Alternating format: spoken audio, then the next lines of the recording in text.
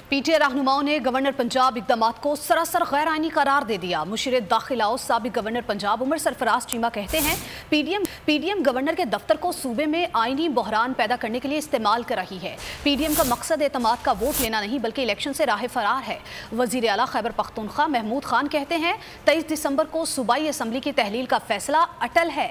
इमरान इस्माइल और फैसल जावेद का कहना था पीडीएम तमाम तर जिल्लतों के बावजूद इक़्तिदार से चिमटी रहना चाहती है।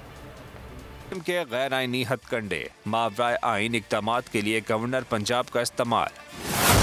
पीटीआई रहनुमाओं ने पंजाब की सूरत हाल को पीडीएम हुकूमत की बदतरीन शिकस्त करार दे दिया। मुशीर दाखिला और साबिक गवर्नर पंजाब उमर सरफराज चीमा कहते हैं पीडीएम गवर्नर के दफ्तर को सूबे में आईनी बहरान पैदा करने के लिए इस्तेमाल कर रही है।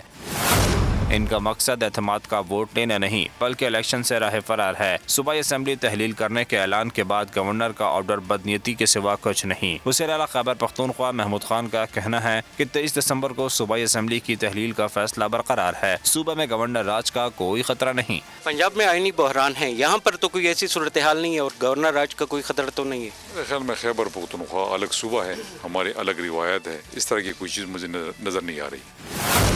फैसल जावेद का कहना था अवाम वोट किसी और को देते हैं और इनके नुमाइंदों को खरीद कर वोट दूसरी तरफ कर दिए जाते हैं।